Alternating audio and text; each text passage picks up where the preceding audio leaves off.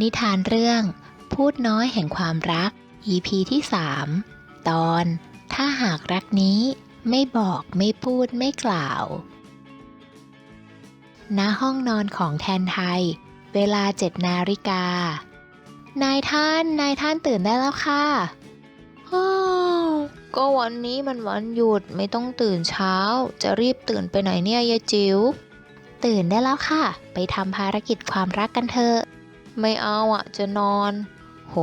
แล้วนี่เธอจะไปเดินแบบที่ไหนเนี่ยแต่งตัวใส่ชุดเซเวอร์วังเลยนะเป็นเรื่องธรรมดาของสาวๆค่ะที่ต้องแต่งตัวสวยๆแล้วนายท่านรู้ไหมคะวันนี้คือวันที่14 กุมภาพันธ์วันแห่งความรักนะคะรีบลุกขึ้นมาแต่งตัวหล่อๆแล้วไปกันได้แล้วค่ะวันนี้14 กุมภาพันธ์เหรอฉันเกลียดแล้วก็เกลียดวันนี้ที่สุดในโลกเลยนะแต่ฉันชอบวันนี้ที่สุดเลยค่ะไปกันเถอะค่ะถ้าสายแล้วเดี๋ยวจะทำภารกิจไม่ทันเธอไปก่อนเลยขอนอนต่ออีกสัก6 ชั่วโมงเดี๋ยวฉันตามไปนะไม่ได้ค่ะตื่นเดี๋ยวนี้นะคะนายท่านลินไม่พูดเปล่าแต่ไปเอาน้ำมาสาดนายท่านของตัวเองจนแทนไทยต้องตื่นขึ้นมาจนได้ยายจิ๋วอะไรกันเนี่ยเปียกหมดเลยนะก็ขี้เศร้าดีนักนี่คะต้องเจอแบบนี้แหละโถลุกก็ได้แล้วทำไมฉันต้องมาตามใจยายตัวจิ๋วนี้ด้วยเวรกรรมอะไรของฉันเนี่ยเมื่อแทนไทยได้ลุกขึ้นมาอาบน้ำแต่งตัวแล้วออกไปทำภารกิจตามคำสั่งของพูดน้อยลินแล้วทั้งคู่ก็เดินทางมาถึงร้านดอกไม้ Love of Love เรามาทำอะไรกันที่ร้านดอกไม้เนี่ยไม่เอาอ่ะฉันไม่ชอบดอกไม้ก็ไม่ได้ให้นายท่านมาดูดอกไม้สักหน่อยลองมองเข้าไปในร้านสิคะเมื่อแทนไทยได้มองเข้าไปในร้านก็พบว่าหญิงสาวเจ้าของร้านดอกไม้ที่ชื่อนานากำลังขายดอกไม้ให้กับชายหนุ่มที่ชื่อชาวีอยู่ร้านดอกไม้ Love of Love ยินดีต้อนรับค่ะสวัสดีครับคุณนานาอ้าวสวัสดีค่ะคุณชาวีวันนี้รับดอกกุหลาบสีชมพูเหมือนเดิมไหมคะครับแต่วันนี้ขอเป็นดอกกุหลาบสีชมพูช่อใหญ่ๆเลยนะครับว้าววันนี้รับช่อใหญ่เลยจะซื้อไปให้ใครหรือเปล่าคะเนี่ยคือผมจะซื้อไปให้คุณแม่นะครับคุณแม่ท่านชอบดอกไม้เดี๋ยวนะ2 คนนี้คือภารกิจที่2ของเธอเหรอลินถูกต้องนะครับแต่เขาทั้งคู่ก็ดูเหมือนจะชอบกันนี่ดูจากสายตาที่มองให้กันแล้วดูยังไงต่างฝ่ายก็ต่างแอบรักกันชัวร์ก็ต่างฝ่ายต่างแอบรักกันนะก็ใช่ค่ะแต่ไม่มีใครกล้าเปิดเผยความรู้สึกเลยว่ารู้สึกยังไงต่อกันแน่อ้าวแล้วอย่างนี้เธอจะทำยังไงล่ะไม่ยากเลยค่ะก็แค่ทำให้ทั้งคู่เผยความในใจออกมานะสิคะโอ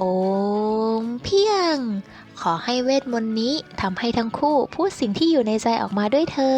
ดและแล้วเมื่อเวทมนต์ทำงานประโยคสนทนาของนานาและชาวีก็เปลี่ยนไปเป็นการพูดสิ่งที่อยู่ในใจแทนคุณนานาครับที่จริงผมไม่ได้ซื้อดอกกุหลาบไปให้คุณแม่หรอกครับผมมาซื้อดอกไม้ที่ร้านนี้บ่อยๆเพราะผมอยากมาเจอคุณต่างหาก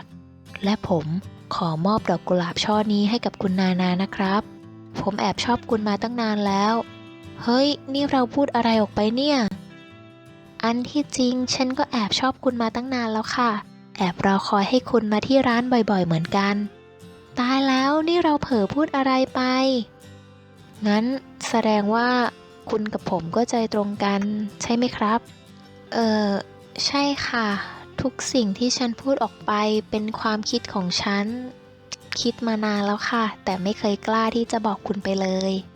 งั้นคุณนานาเป็นแฟนกับผมนะครับค่ะได้ค่ะเย้พูดน้อยในที่สุดก็สำเร็จแล้ว